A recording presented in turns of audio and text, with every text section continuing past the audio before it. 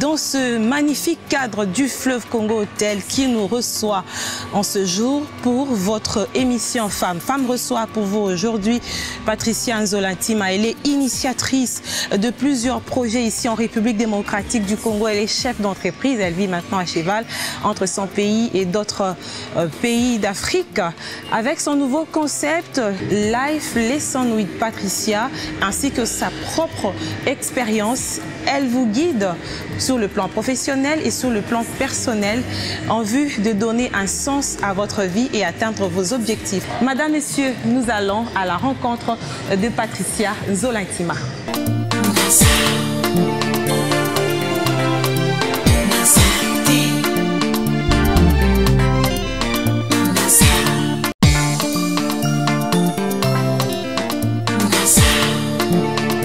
Madame Patricia, bienvenue dans votre émission Femmes. Merci Feza. Je dis votre émission parce que vous êtes déjà passé, je crois, à 2 reprises et la dernière fois, c'était il y a 6 ans. C'est quand même beaucoup d'années que vous avez disparu, peut-être de nos écrans, mais vous étiez peut-être visible ailleurs. Mais aussi, ça fait quelque temps qu'on ne vous voit plus ici en RDC. Qu'est-ce qui s'est passé ? Beaucoup de choses. Il arrive à un moment dans la vie, il faut savoir se retirer, se ressourcer pour pouvoir revenir en force, je dirais premièrement. Et deuxièmement, je pense qu'à un certain moment de notre vie, il faut savoir passer la torche, qui veut dire qu'il y a la nouvelle génération qui est là. Il faut leur laisser la place. Vous ne faites pas partie de cette nouvelle génération ? Si, je fais partie de cette nouvelle génération, mais je dirais un peu plus vieille aujourd'hui, parce qu'il faut dire que sur le plan entrepreneurial, ça fait quand même 18 ans que je suis dans l'entrepreneuriat, et c'est un long parcours. Et il est arrivé un moment pour moi de me retirer. C'était très important. Parce que vous avez reçu des coups, parce que vous vouliez arrêter, qu'est-ce qui s'est passé réellement ? Alors, je dirais l'histoire, elle est longue. Je ne dirais pas simplement par rapport au coût, parce que vous savez, l'entrepreneuriat demande des sacrifices. L'entrepreneuriat, c'est de la résilience. L'entrepreneuriat, on s'attend à toutes ces choses, hein, même si ce sont les choses qui ne sont pas dites au début et que beaucoup d'entrepreneurs n'osent pas en parler. L'entrepreneuriat, c'est la résistance, la résiliation. Et dans cette résiliation, qui veut dire résiliation, dit combat. Et effectivement, il y a eu des coups, mais en tant qu'un entrepreneur et en tant qu'un leader, je refuse souvent de me focaliser dans les combats, les coups, parce que cela fait partie du jeu. C'est le jeu et que justement, ce sont les plus forts qui restent debout. Mais pour ma part, personnellement, j'avais besoin de grandir. Ces 6 ans de retrait ont fait que je suis retournée à l'université. J'ai obtenu mon doctorat. J'ai travaillé sur de nouveaux projets parce que... Il faut préciser à Harvard Université. Tout à fait. Je suis partie à Harvard, je suis partie à Stanford. J'ai eu mon doctorat à Virginia University. Et après cela, maintenant, je pouvais revenir. Voilà. Donc, je suis là devant vous 6 ans après. Vous êtes là 6 ans après, mais actuellement, quand on parle de Patricia Nzolantima dans le monde de l'entrepreneuriat, ça renvoie à quoi? Qu'est-ce que vous faites maintenant? L'entrepreneuriat féminin. Il faut dire que depuis le début, mon combat a toujours été l'entrepreneuriat féminin parce que je me rappelle lorsque je commençais il y a 18 ans, on ne parlait pas de l'entrepreneuriat féminin. Moi, je me souviens encore, la première fois que je suis allée demander un sponsoring, cette personne m'a dit, vous savez, vos histoires des femmes, là, il faut arrêter, ça va jamais décoller. Et aujourd'hui, je suis surprise et également contente de voir que cela a pris de l'ampleur, même si je suis souvent très contre l'utilisation de mots autonomisation de la femme, hein, et je pense souvent, surtout en RDC, elle est utilisée à tort et à travers. Oui. Hein, je pense. Pourquoi? Parce que les femmes étaient généralement mises à l'écart, les hommes ont un pouvoir d'achat assez puissant, les femmes elles évoluent dans l'informel, il fallait quand même créer des concepts pour les accompagner. Je crois que ça fait 8 ans ou 9 ans qu'on parle de plus en plus de l'autonomisation de la femme. Oui, on ne peut pas parler de l'autonomisation sans l'accompagnement financier. Vous voyez, c'est ça. C'est un concept creux.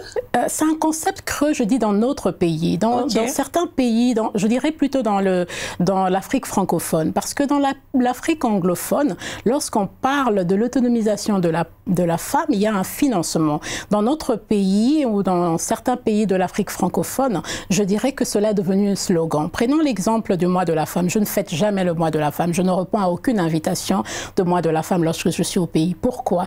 Parce que cela devient comme une sorte de publicité où les chefs d'entreprise s'affichent avec leur gazelle, je dirais, pour se dire, voilà, nous mettons la femme à l'avant-plan. En exergue. Et ces femmes qui sont des femmes qui ont de la bouteille, hein, des femmes intelligentes, intellectuelles qui acceptent cela.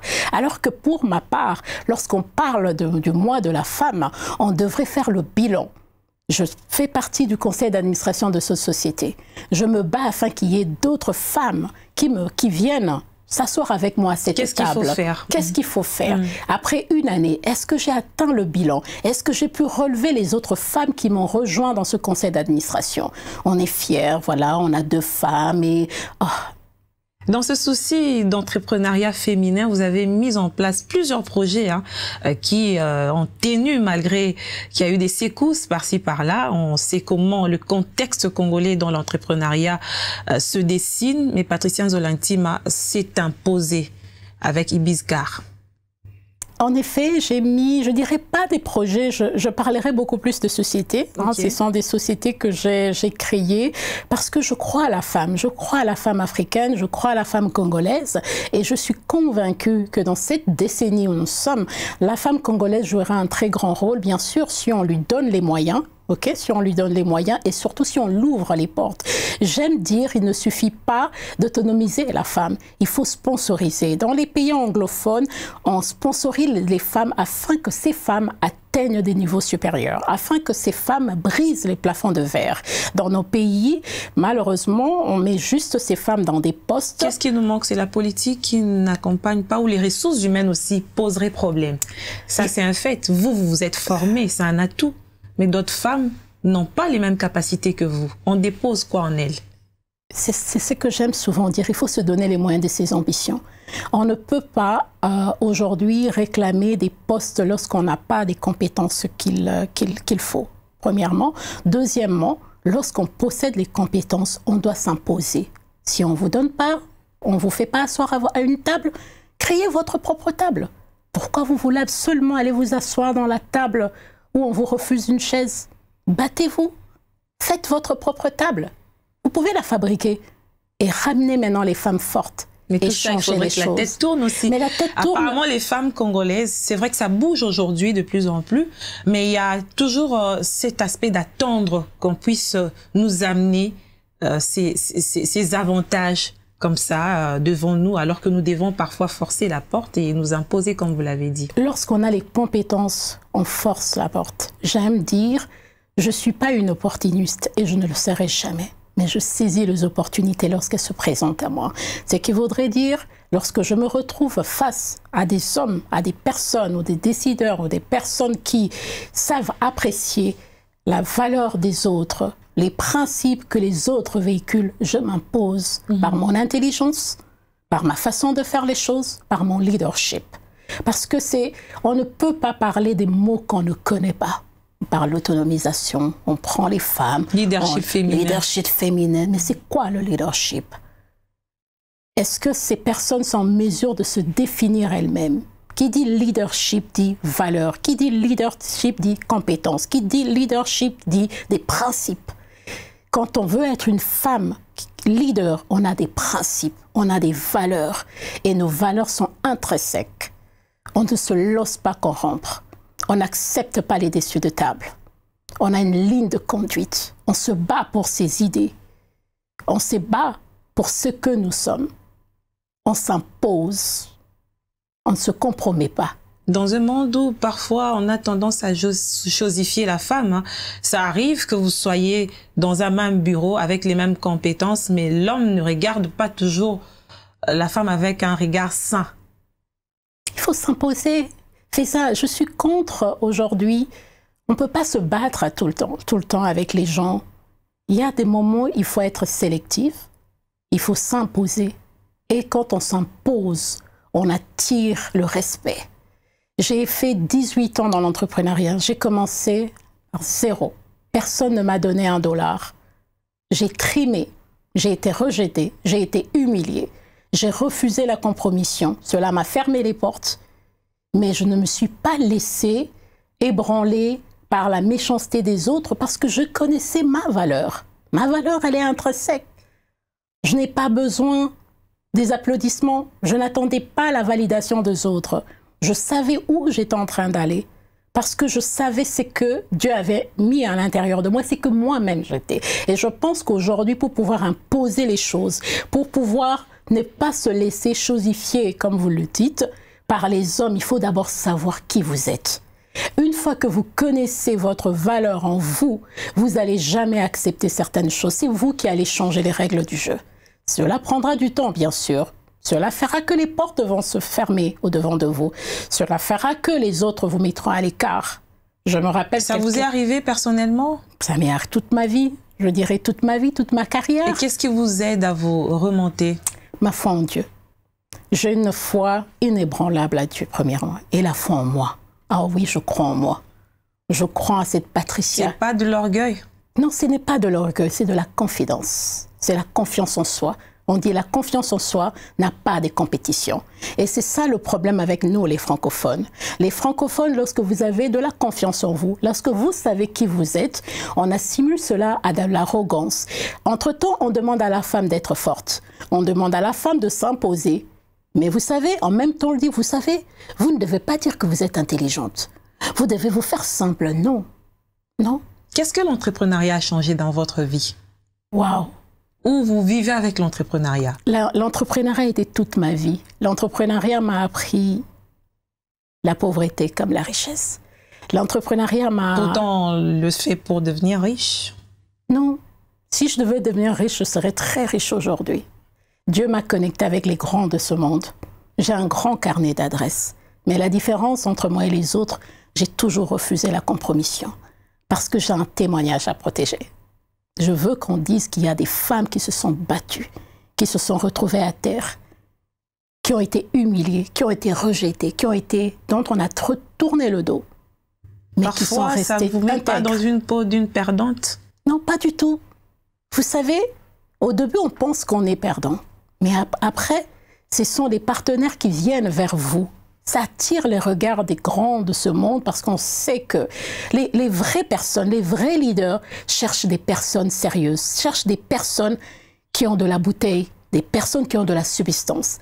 J'adore dire qu'il faut être une femme avec de la substance. Et raison pour laquelle, justement, vous ne m'avez pas vue dans vos plateaux.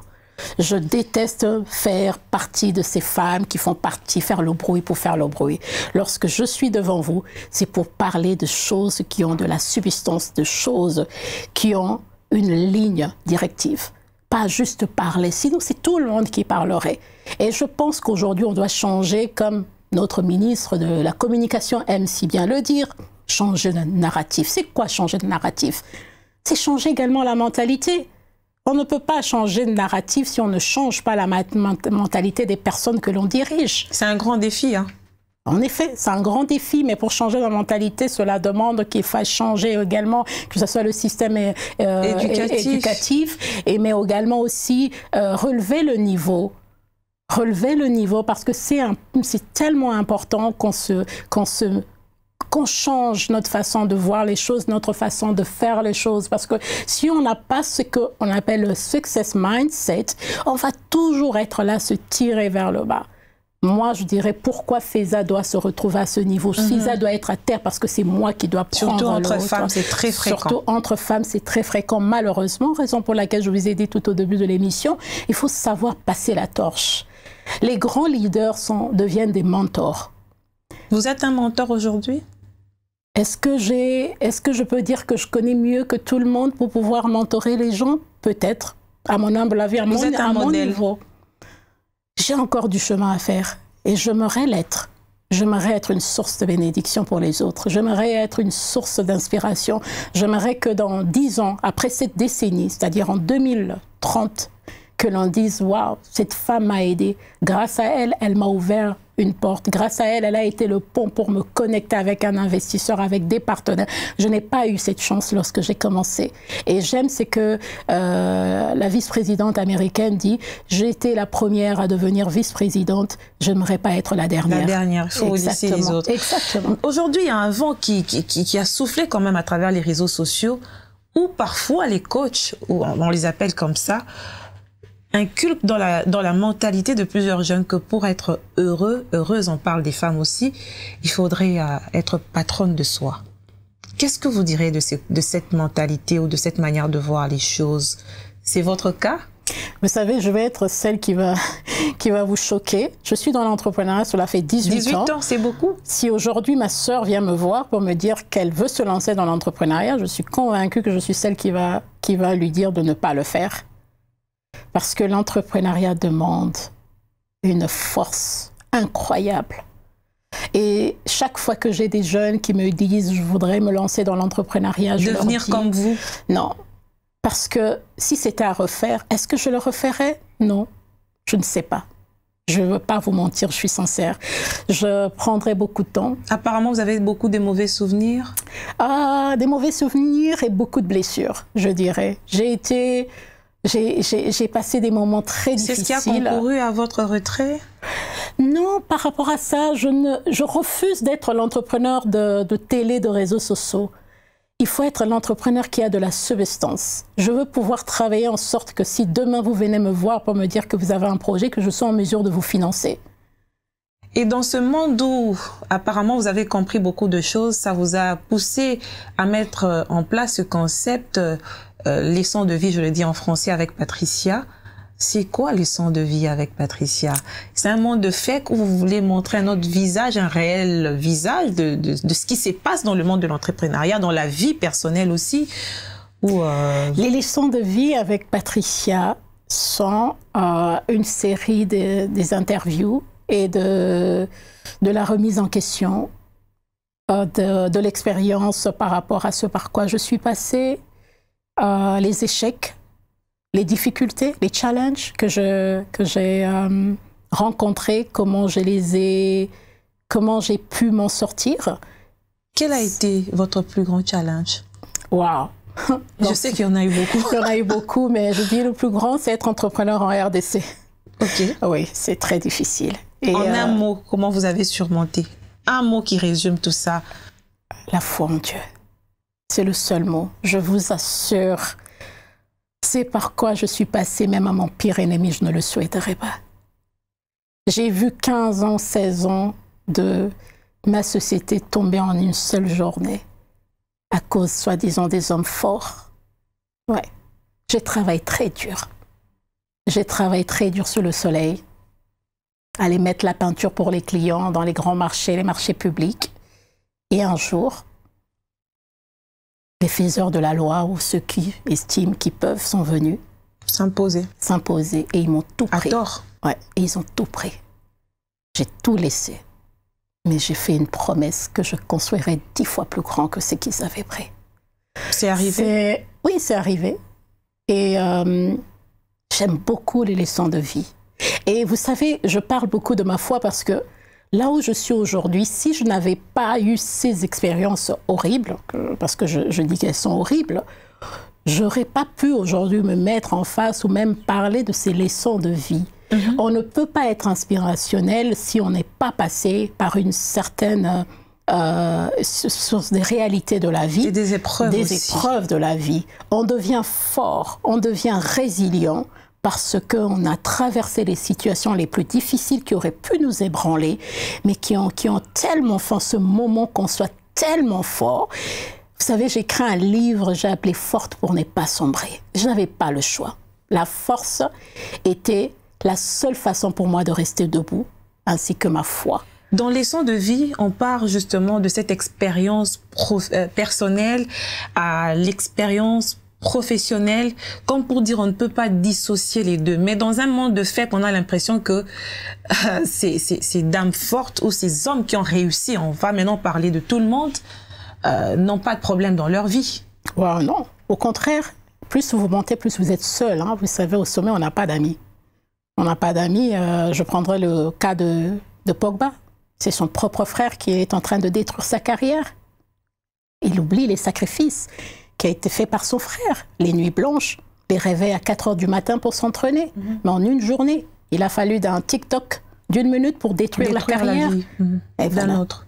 Mais beaucoup ne parlent pas. On n'a pas, vous savez, excusez-moi, tout le monde ne parle pas des difficultés qu'il rencontre, mais il n'y a aucun homme d'affaires, aucun entrepreneur pourra vous dire qu'il a eu une vie simple. C'est impossible. Mais pour réussir dans ce monde professionnel, on a aussi besoin d'être bien en soi. C'est aussi ça le côté de l'essence de vie avec Patricia. Vous y parlez aussi avec beaucoup d'aisance parce que vous-même vous avez vécu. Tout à fait. Vous dites ce que vous avez vécu. Tout à fait. Il faudrait d'abord être bien parce que si dans votre mind, comme les anglophones aiment utiliser les mots mindset, ça veut dire que si vous êtes perdu, vous ne donnez pas le meilleur de vous-même. En effet, raison pour laquelle il est très important de pouvoir se retirer à un moment donné. Votre santé mentale, votre bien-être sont les éléments les plus importants. Nous restons dans un environnement tellement toxique et on le sait. Avec beaucoup de fake, moi j'aime bien dire ça. Exactement, beaucoup de fake. Et moi je refuse de transmettre le fake. Moi je n'ai pas besoin d'approbation des gens. Je n'ai que l'approbation de Dieu, c'est ce qui me suffit. Et donc, ce qui veut dire que je vais être vrai. Mais vous ne vivez pas qu'avec Dieu, hein. On est là, nous tous, on est là aussi. Tout à fait, on est là, mais si nous, vous savez, on dit on ne choisit pas sa famille, mais on choisit les gens avec qui on a envie d'évoluer. Vous savez, vous pouvez pas, si vous restez avec les personnes toxiques, vous allez devenir cette personne toxique. Je me rappelle avant de partir, la femme que j'étais devenue n'était pas cette femme que je voulais être. J'étais colérique. C'est à peine si je n'étais pas méchante, dure, mais une dureté qui était en fait remplie de souffrances, des difficultés de la vie. Mais on dit de vous aussi d'être une femme très sévère. Je le suis. Une femme fatale aussi en même temps. Bon, fatale, pourquoi pas. Quand on a le pouvoir, on est un peu pas fatal, hein. C'est pas plus mal, vous savez. Mais je dirais beaucoup plus, je suis une personne qui a des principes. J'ai beaucoup de principes et des valeurs. Et que pour moi, les valeurs sont intrinsèques. On ne peut pas bâtir un empire dans la légèreté. On ne peut pas bâtir un empire dans la facilité, dans la complaisance. Vous savez, mon livre préféré s'appelle Atomic Habits, qui est les habitudes atomiques qui permettent de changer. On vous dit, les perdants ainsi que les gagnants ont tous des objectifs, les mêmes objectifs, d'aller loin, de faire. Qu'est-ce qui différencie du perdant et le gagnant? C'est le système que nous mettons en place. Si vous êtes complaisant, vous acceptez la légèreté, vous pouvez avoir les mêmes objectifs avec les autres, vous allez échouer. Celui qui a des principes, qui a mis en place un très bon système, c'est celui qui va aller loin. Pourquoi? Parce que c'est le système qui vous permet de pouvoir mieux vous imposer, de pouvoir mieux préparer vos objectifs sur le long terme. Et nous le voyons, quand le système est pourri, tout le reste tombe. Vous pouvez avoir la bonne volonté de changer les choses. Vous pouvez avoir la bonne volonté que votre société aille loin. Mais dès le moment où le système est pourri, c'est impossible de pouvoir avoir des résultats. Alors que vous faites tout bien. Mais qu'est-ce qui ne marche pas? Et je pense que c'est là où aussi a été mon échec. Parce que c'est ça, en fait, les leçons de vie. Okay. À quel moment j'ai échoué? Qu'est-ce qui a fait que je puisse échouer? Est-ce que mon système était bien? Est-ce que l'équipe avec laquelle je travaille avait compris ma vision? L'environnement. Est-ce qu'elle avait compris là où j'étais en train d'aller? Ou c'était juste des gens qui travaillaient pour avoir des salaires? Il y a tout cela. Donc, j'ai la part de responsabilité. Un leader est celui qui est accountable. Vous devez prendre responsabilité de vos actes. Et aujourd'hui, je le dis toujours, là où j'ai eu à échouer, je suis la première responsable et je prends cela. Vous avez l'habitude d'assumer? Je n'ai pas le choix. En tant que leader, je dois assumer mes choix. Comment je vais devenir meilleure? Si je veux devenir la meilleure version de moi, je dois assumer, je dois accepter que j'ai mes faiblesses, j'ai des failles, mais comment dois-je faire pour pouvoir m'améliorer? Raison pour laquelle je vous ai dit, je repars à l'université. Qu'est-ce que je ne fais pas bien? Et j'apprends, parce que la vie d'un leader, d'un entrepreneur, est une vie où on apprend tous les jours. Vous apprenez des autres, vous apprenez de vos erreurs. On échoue, comme on dit, on recule pour mieux sauter. En prenant le recul, on apprend, non mais là, je ne le faisais pas bien. J'adore cette expression et j'aime beaucoup cette chanson d'Atoms, cache-toi. Il faut savoir se cacher. Il faut savoir se retirer du bruit et entendre la voix de Dieu, entendre les directives. Mais c'est pas paradoxal parce que plus vous vous cachez, plus vous pouvez passer à côté de vos opportunités, hein, parce que ça peut arriver que vous n'êtes pas là où on vous attend et ça passe. Si vous êtes entrepreneur, à un certain moment, vous vous bloquez. C'est qui est à vous et à vous, croyez-moi. C'est qui est à vous et à vous, ça vous attendra. Ça fait 1 année que je suis partie du pays. Vous l'avez peut-être pas su. Non, je ne le savais pas jusqu'à ce que vous puissiez me le dire. Ça fait 1 année que je suis partie du pays, mais chaque fois qu'il y avait une opportunité, on me demandait de prendre mon avion, de revenir. Et je revenais, je saisissais cette opportunité. Ça fait Parce que vous avez marqué, certainement, d'une manière ou d'une autre, votre passage. Peut-être. Dans le monde de l'entrepreneuriat. Peut-être, oui, mais comme aussi, il y a des opportunités dont je savais que je n'avais pas besoin d'être là. On ne saute pas sur toutes les opportunités. Lorsque les opportunités se présentent à vous, posez-vous 3 questions. Est-ce qu'elle apporte la paix, ma paix intérieure? Deuxièmement, est-ce que cela va à l'encontre de mes valeurs? Est-ce qu'elle, ou bien dans la même ligne que je me suis fixée? Et 3, est-ce que cela va apporter un plus dans ma communauté? Est-ce que cela va changer quelque chose dans mon futur ou dans les objectifs que je me suis présentés? On ne peut pas juste prendre l'avion parce qu'on vous dit vous allez rencontrer quelqu'un, allez-vous courir. Non, je ne ferai jamais partie de ces femmes-là. Et je crois à ce que je fais. Peu importe le temps que cela prendra, je resterai digne par rapport à moi, par rapport à mes valeurs. Parce que lorsqu'on perd nos valeurs, lorsqu'on se perd soi-même, Faiza, on peut gagner des millions, mais à l'intérieur, on est une personne vide. Et je sais que beaucoup d'entrepreneurs se retrouveront. Et raison pour laquelle, moi, lorsque quelqu'un ne se fait plus voir, je me dis soit la personne se réinvente, j'aime bien parler, se réinventer. Oui. Il faut refuser. J'ai souvent, les gens vous écrivent, madame, on vous entend plus, qu'est-ce qui se passe? Vous avez disparu alors qu'on parle. Vous êtes à quelle étape? De ma vie aujourd'hui? Oui, réinventer ou c'est fini? Je me suis déjà réinventée. Là, je suis dans l'étape où je dois bâtir. Je me suis donné 10 ans. De la construction. Oui. J'ai été à l'étape de seed, où c'était des graines. Maintenant, j'ai besoin de voir ce que j'ai eu à bâtir pendant 18 ans, grandir. On va voir Life Lesson with Patricia, un extrait pour déjà tenir en haleine nos téléspectateurs qui vont bien sûr suivre ce programme sur BioOne Télévision avec Patricia Nzolantima. Si vous réfléchissez en tant qu'une personne à succès, peu importe les difficultés que vous rencontrez, vous serez cette personne à succès. Vous décidez de ce que vous voulez devenir. N'oublie jamais, tu n'es pas le produit de ton passé et tu es appelé à réussir parce que tu es merveilleuse. Tu as tellement de qualités. Vous êtes appelé à réussir. Vous avez votre destinée entre les mains. Ne laissez jamais les autres vous détourner de votre vision. Vous êtes fait pour aller loin dans la vie. Vous êtes fait pour changer les choses.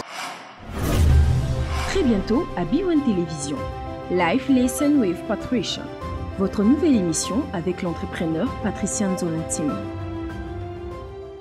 C'est toujours mieux, je crois qu'on est plus aisé de parler de ce qu'on a vécu, c'est ce que j'ai remarqué. Vous êtes très à l'aise devant votre caméra à pouvoir aider les autres. Une motivation, je sais que vous avez tiré votre motivation par rapport à votre propre expérience que vous avez vécue. Vous n'aimerez pas que les autres puissent les vivre. Au Life Lesson with Patricia va rester pendant combien de temps? C'est périodique ou c'est pour la vie? Oui, peut-être pour la vie. Et après, on laissera d'autres personnes continuer. Vous savez, comme je l'ai dit, il faut savoir passer la torche. Faiza, je suis à un stade de ma vie, je n'ai plus rien à prouver. J'ai travaillé très dur. Et aujourd'hui, ma paix n'a pas de prix. Ma paix n'a pas de prix et peut-être raison pour laquelle, vous savez, il y a 10 ans, vous m'aurez demandé de faire une telle émission, je ne l'aurais pas faite. Pourquoi? Parce que je n'étais pas prête. Je devais d'abord me guérir. Je devais accepter ce par quoi je suis passée, que les difficultés font partie de la vie, ça fait partie du parcours d'un entrepreneur. Il y a eu la chance du débutant où tout se passait bien. J'ai eu mon parcours du combattant. Et maintenant, je suis à un stade de ma vie où j'ai besoin de bâtir. Et on bâtit mieux dans le silence, dans le retrait, parce qu'on a besoin de la concentration. On a besoin de la concentration, on a besoin de la discipline. Hein. J'aime beaucoup, un de mes mentors m'a toujours dit, la discipline, la concentration, bien sûr, la prière vous donnera l'excellence. Je suis vraiment à cette étape de ma vie. Et c'est qui votre modèle ou votre repère? Mon grand-père a été mon modèle. Si aujourd'hui je dois parler, c'est mon grand-père. Mon grand-père a été celui, et jusqu'aujourd'hui, malgré qu'il ne soit plus là, mon grand-père est celui, chaque fois que je passe par les moments difficiles, j'aime dire, oh grand-père, si tu étais là, je suis sûre que j'aurais pas vécu ces genres de C'était un modèle pour vous dans le domaine dans lequel vous-même vous évoluez? Oui, parce que c'est un homme d'affaires d'abord, et d'ailleurs aujourd'hui avec le temps, je me dis mais comment il a fait pour pouvoir pour tenir, parce que les difficultés, mais je me rappelle toujours pendant le pillage de 91, de 91, il venait d'approvisionner ses dépôts de ciment, de riz, et ensuite il y a eu le pillage. Et on avait tout pris, sauf la chaise sur laquelle il s'asseyait, parce que la chaise était fixée avec le marbre.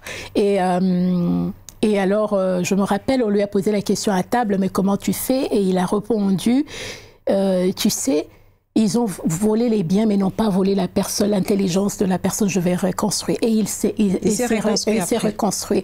Et mon grand-père a été un père. Vous savez, il y a le géniteur et puis il y a le père. Le père, c'est celui qui donne de l'amour. Le père, c'est celui qui protège. Le père, c'est celui qui va jamais exposer son enfant à l'extérieur. Mon grand-père a été cette personne-là.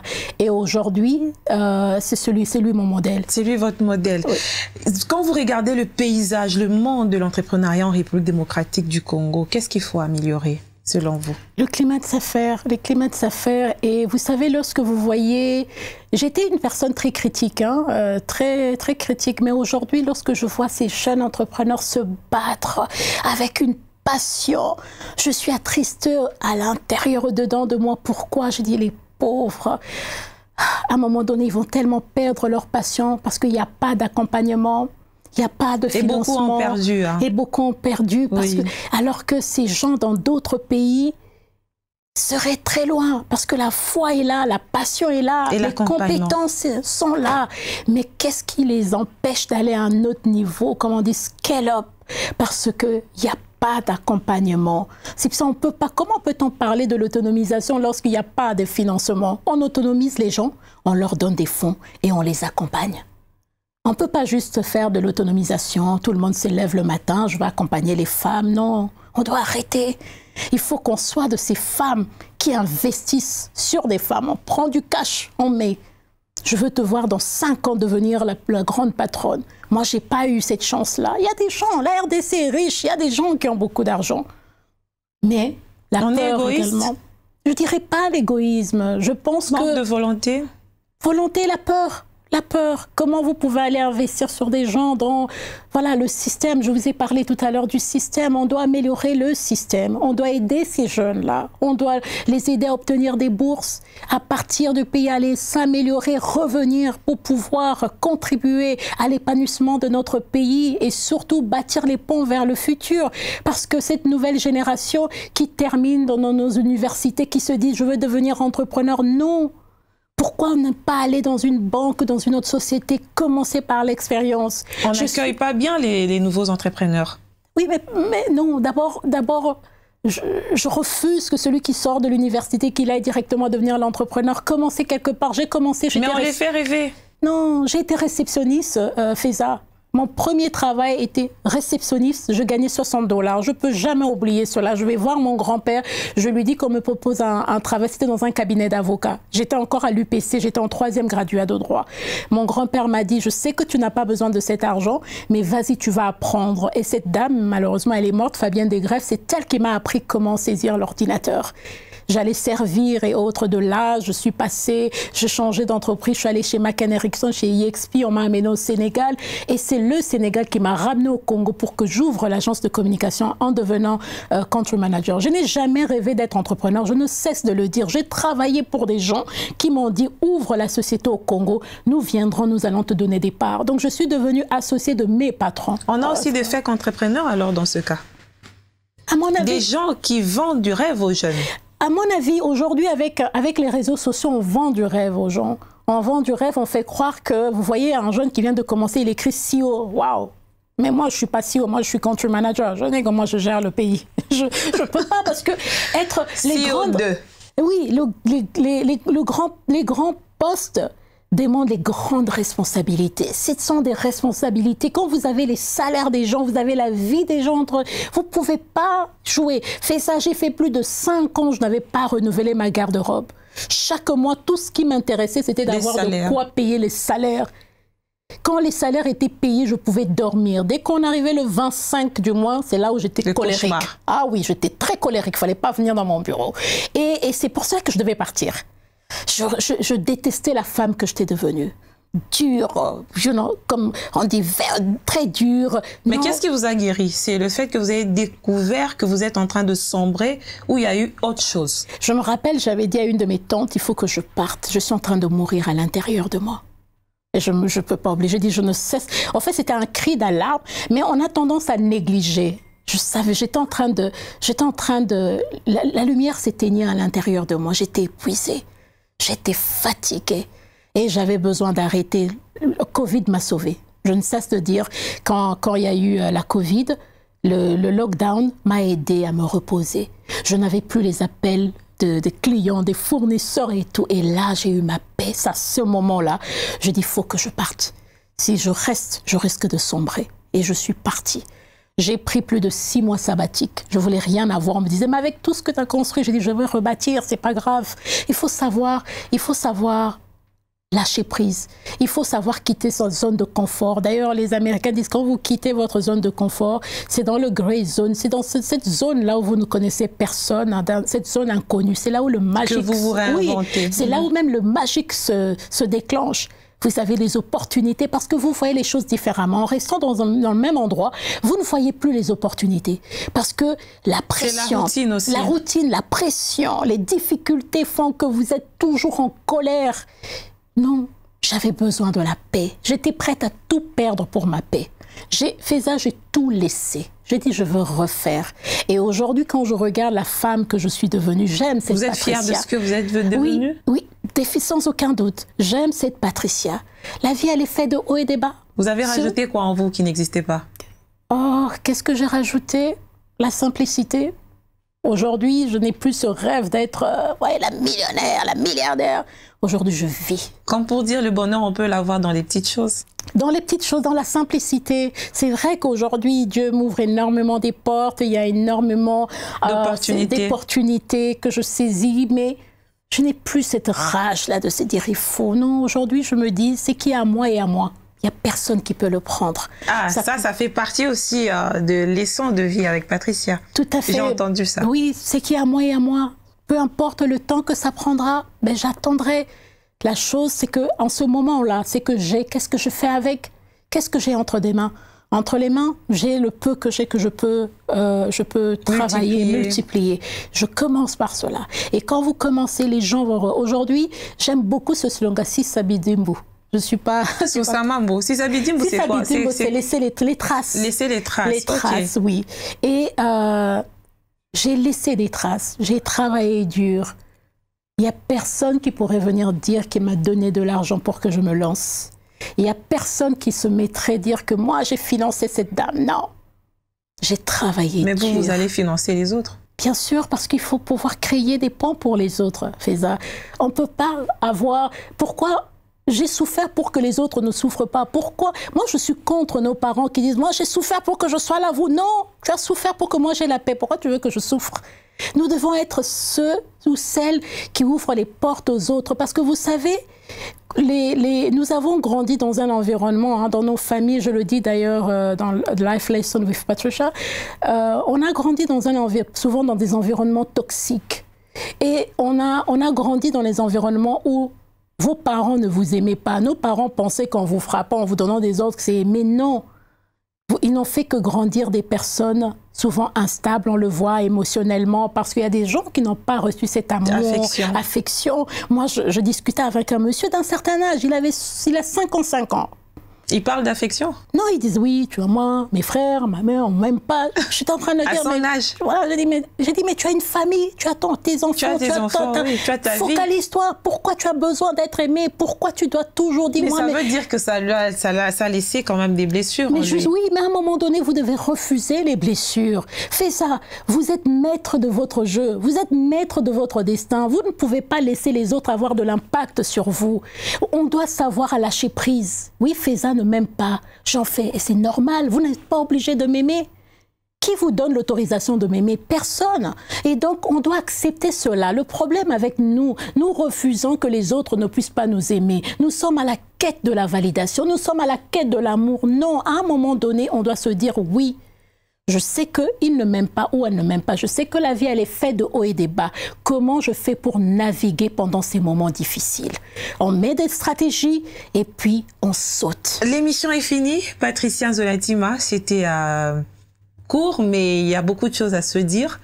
En 1 minute, si vous devrez parler de vos ambitions dans les jours à venir ou votre perception par rapport au monde de l'entrepreneuriat féminin, que diriez-vous? Je dirais aux femmes entrepreneurs qui se lancent ou qui sont en train de passer également par les moments difficiles ou qui ont rencontré, de croire en leur vision. Croire en leur vision, d'avoir la patience paye, et de travailler très dur. De ne pas se focaliser sur ce que les autres postent sur les réseaux sociaux. Vous aimez bien le dire, le réseau social, c'est un monde de fake. On ne poste que ce qui est bien. Et qu'ils ne doivent pas se focaliser sur ça, mais ce que elles veulent accomplir dans les 10 prochaines années. Et chaque fois, se donner les objectifs.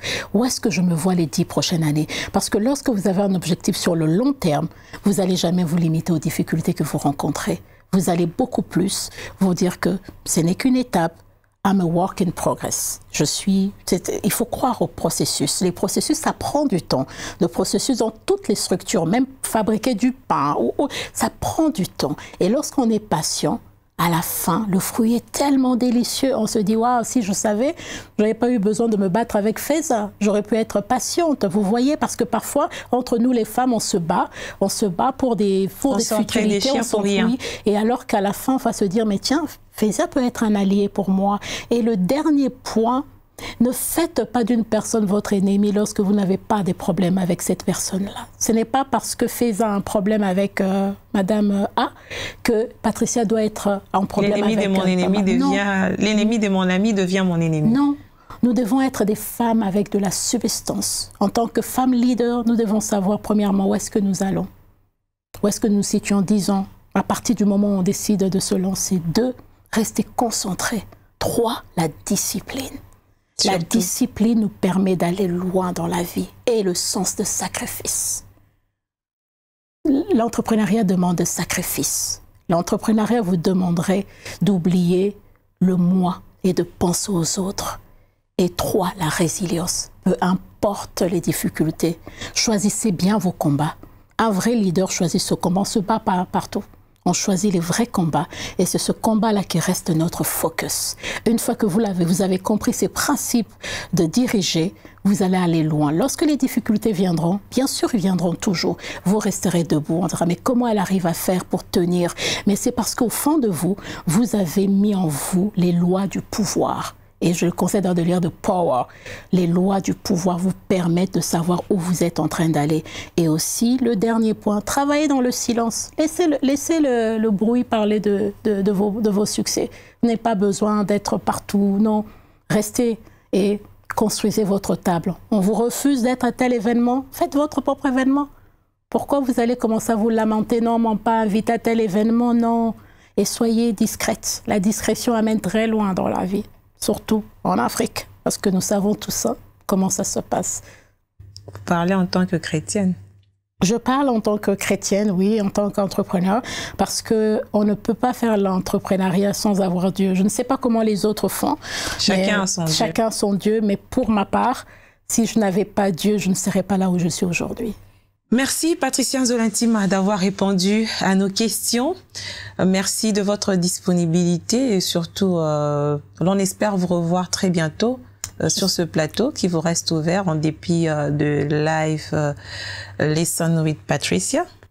Mais je suis toujours sur votre plateau, d'autant plus que c'est B1 qui va diffuser en exclusivité, je le dis bien, Life Lesson with Patricia. Et j'espère que justement à travers mon expérience, les difficultés, les challenges et les succès aussi, bien sûr, parce qu'il n'y a pas que des échecs, il y a également, il faut savoir célébrer les petites victoires comme les grandes. Et j'espère que beaucoup de femmes, aussi bien les hommes, seront inspirés de nos histoires. Et j'espère pouvoir vous avoir aussi, Feza. J'aimerais bien vous avoir, que vous nous partagez votre expérience en tant que journaliste, comment vous avez commencé et aujourd'hui vous avez cette superbe émission dans ce beau décor, je dirais même ce nouveau décor. On a oublié de parler de ce beau décor qui nous a été offert par le Fleuve Congo Hotel. En effet, Fleuve Congo a été un partenaire pour nous, B1, et c'est un plaisir en tout cas. Et merci pour tout. Merci à B1 qui m'a toujours soutenu depuis, je dirais, depuis le début de mon aventure entrepreneuriale jusqu'à ce que je devienne la femme, la jeune fille à la femme aujourd'hui. Merci. Merci, chers téléspectateurs.